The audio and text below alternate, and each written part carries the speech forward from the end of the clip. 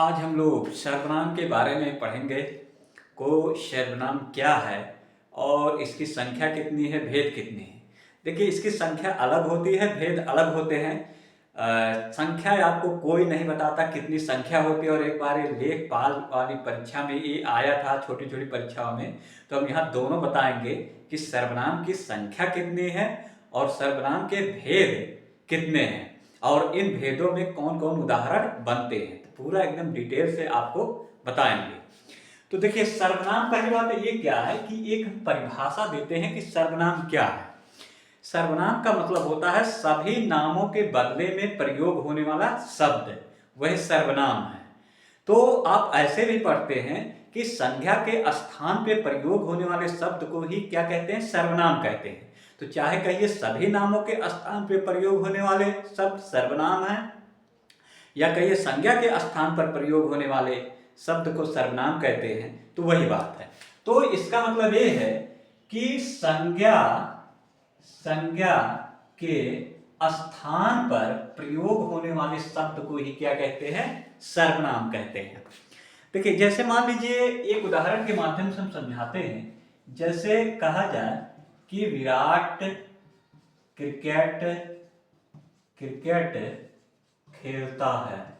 ये उदाहरण दिया जाए कि विराट क्रिकेट खेलता है।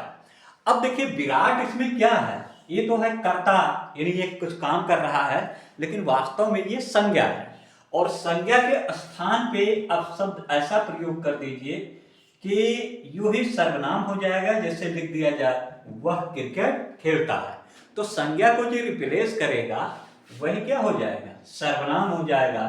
तो यहाँ वह क्या है, सर्वनाम है।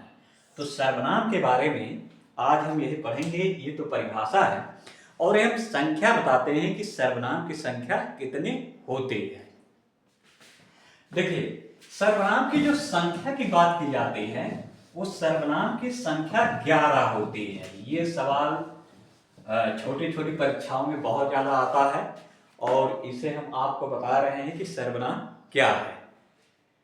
तो देखिए, यहाँ पे संख्या के तौर पे हम ये बताते हैं कि सर्वनाम की संख्या कितनी है।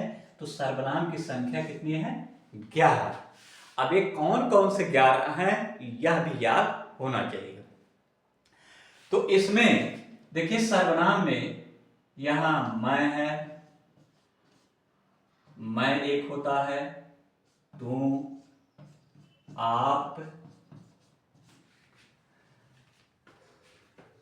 यह, वह, जो, सो, कौन, क्या। देखिए, 11 ये संख्या में 1 2 3 4 5 6 7 8 9 10 11, अभी दो और हैं यहाँ पे। ये आपका छूट रहा है कोई और कुछ। ये आपकी 11 संख्या अब पूरे हो गए।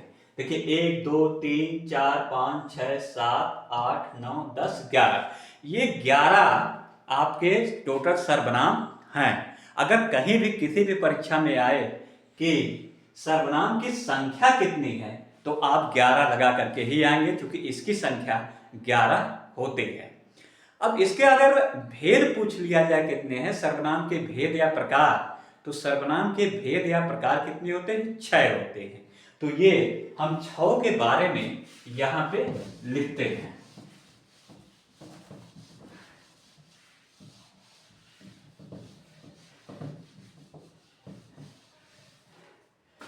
ठंडी रह रह के बढ़ रही है।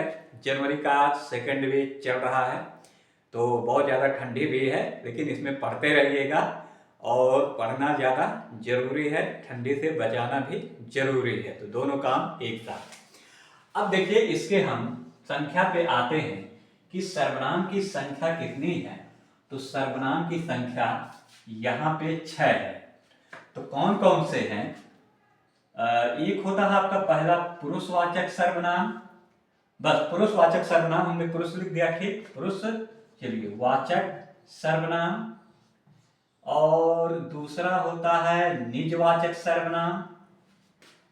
तीसरा होता है निश्चयवाचक सर्वनाम।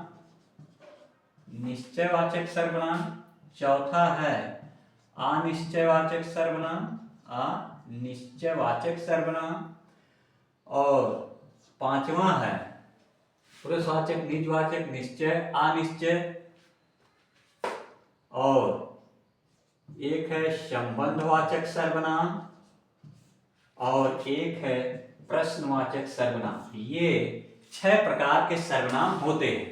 तो कभी कभी यहाँ ये भी आता है कि ये संख्या पूछ लेता है कि सर्वनामों की संख्या कितनी है, या ये पूछ ले निम्नलिखित में कौन सर्वनाम का भेद नहीं है। और जब ऐसा सवाल आता है तो वो संज्ञा का एक भेद ला करके इसमें डाल देता है।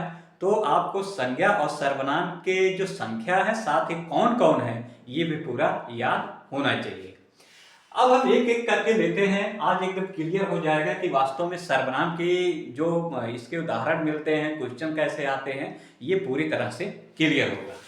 देखिए, पुरुषवाचक सर्वनाम में पुरुषों का बोध होता है, लेकिन पुरुषों के बोध होने के साथ साथ इसमें पुरुष का जो कॉन्सेप्ट है ये विस्तृत है, यानी पुरुष और स्त्री इसमें दोनों आते हैं। अब ये पूछा जाए कि पुरुषवाचक सर्वनाम के कितने भेद होते हैं, तो कितने भेद होते हैं, इसके भी भेद हैं, तो 3 भेद होते हैं। तो पहला लिखते हैं यहाँ पे उत्तम पुरुष, और दूसरा मध्यम पुरुष, और तीसरा है अन्य पुरुष, ये है। और उसके बाद देखिए उत्तम पुरुष में कौन कौन आते हैं, ये आता है मैं, और मैं का बहुवचन हम आता है, और मध्यम पुरुष में आता है तुम, तुम, और आप आता है, और अन्य पुरुष में आता है यह आता है, यह का बहुवचन ए, वह, और वह का बहुवचन वे, इतने आते हैं।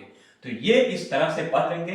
देखिए, उत्तम का मतलब होता है वक्ता, जो होता है वक्ता यानी जो बोलने वाला होता है उसे उत्तम या श्रेष्ठ माना जाता है। तो उत्तम पुरुष में मैं और हम आता है। मध्यम पुरुष का मतलब होता है श्रोता, यानी जो सुनने वाला होता है उसे मध्यम पुरुष कहते हैं। तो इसमें तुम आप आता है। और अन्य पुरुष में यानी ना वक्ता हो ना श्रोता हो, बल्कि कोई अन्य हो, यानी थर्ड पर्सन हो, उसी को हम क्या कहते हैं, अन्य पुरुष। इसमें यह और यह का बहुवचन ए, वह, और वह का बहुवचन वे, इतने आते हैं। अब देखिए आते हैं निजवाचक सर्वनाम, और निजवाचक सर्वनाम में जो आता है आप। देखिए ध्यान रखिएगा, निज का मतलब होता है स्वयं।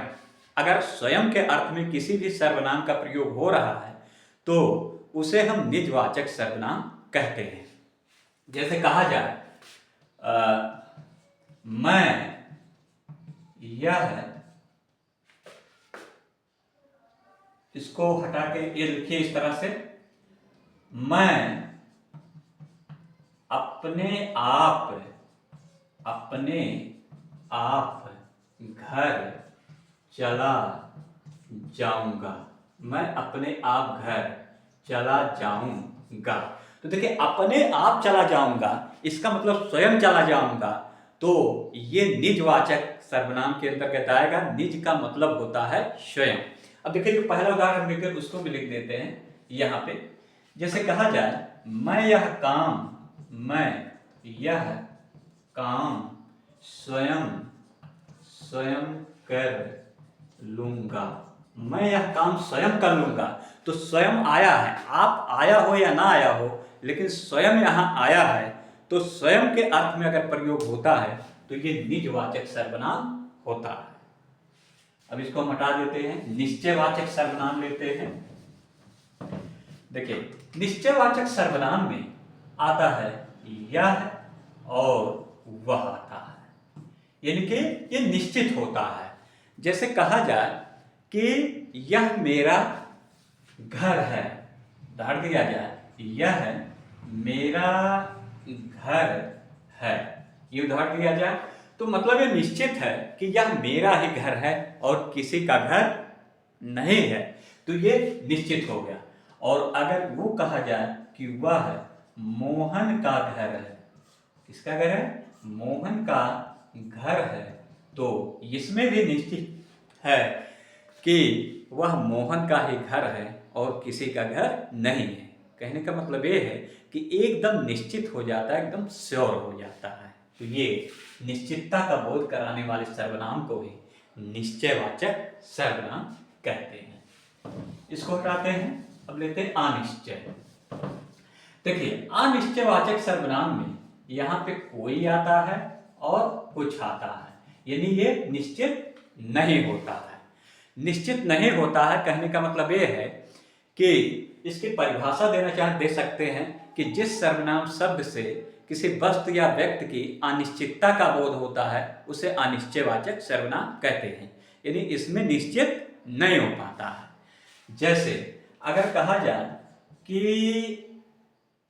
घर में कोई है, घर में कोई है। अब देखिए यहां पे कोई तो है लेकिन अभी निश्चित नहीं है कौन है। माता है, पिता है, राम है, श्याम है, कौन है ये निश्चित नहीं है, लेकिन ये है कि कोई है, तो कोई की वजह से निश्चित नहीं है। कुछ का उदाहरण अगर देखा जाए तो कहा जाए कि पानी में कुछ पड़ा है। पानी में कुछ पड़ा है मतलब कुछ पड़ा है, खरपतवार है, धूल के कण हो सकते हैं या और कुछ हो सकते हैं, यदि निश्चित नहीं है लेकिन ये है कि कुछ पड़ा, तो इसमें निश्चित नहीं हो पाता है। अब लेते हैं संबंधवाचक सर्वनाम। देखिए संबंध में आता है यहाँ पे जो आता है एक शब्दावली और एक शब्दावली आता है सो, तो दो इसमें आएंगे, जो और सो। जैसे कहा जाए जो चाहो सो करो, एक उदाहरण दिया जाए, संबंध स्थापित होता है जो चाहो सो करो। इस तरह से उदाहरण आते हैं। एक और बड़ा अच्छा उदाहरण जो कि पीसीएस सेट वाले पेपर में 2017 में पूछा गया था, उसमें इस टाइप के उदाहरण आते हैं। देखिए कैसा आता है। वो उदाहरण था कि जैसा करोगे वैसा भरोगे। देखिए जैसा करोगे वैसा भरोगे, ये उदाहरण आता है जैसा करोगे वैसा भरोगे। अब इसमें देखने में पता चलता है कि इसमें जो और सो में से तो कुछ आया ही नहीं है, फिर कैसे इसका उदाहरण बनेगा। देखिए यहां पे चूंकि सर्वनाम एक क्या है, विकारी शब्द है। जैसे संज्ञा एक विकारी शब्द है, उसी प्रकार से सर्वनाम भी एक विकारी शब्द है। पेन चेंज करने। देखिए सर्वनाम एक विकारी शब्द है, तो विकार का मतलब होता है परिवर्तन या बदलाव। तो देखिए जैसा आया कैसे, तो यहाँ पे जब हम लिखते हैं जो, और जो में जब प्लस लगाते हैं तो ये बराबर बनता है जैसा। बराबर क्या बनेगा, जैसा। देखिए तो जो इसी जैसा में समाहित है, इसलिए ये संबंध वाचक सर्वनाम का उदाहरण बनेगा। इस तरह से इसमें उदाहरण आएंगे। तो देखिए ऐसे उदाहरण पूछे जाते हैं, तो ये उदाहरण भी आपको पता होने चाहिए। और प्रश्नवाचक में आता है जैसे दो शब्दावलियां यहाँ पे प्रयोग होती हैं। जैसे एक तो होता है कौन और एक होता है क्या। दो शब्दावलियों का प्रयोग होता है कौन और क्या। जैसे कहा जाए कि तुम कौन हो, ये देखिए क्वेश्चन मार्क भी यहां रहेगा, तुम कौन हो। या कहा जाए तुम क्या कर रहे हो,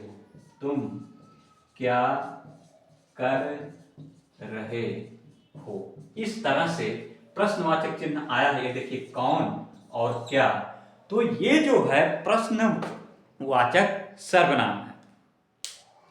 अब कभी कभी देखिए ये चार्ट आपके लिए बहुत ही ज्यादा जरूरी है, क्योंकि यहीं से सवाल ये आपके बनेंगे। तो ये पूछ लेगा कोई क्या है, तो अनिश्चयवाचक सर्वनाम। पूछ ले सो कौन सा सर्वनाम है, संबंधवाचक सर्वनाम। प्रश्नवाचक का पता चल जाएगा, यहाँ पे निज का आपके अर्थ में आएगा। तो ये चार्ट पूरी तरह से इसको तैयार कर लीजिए।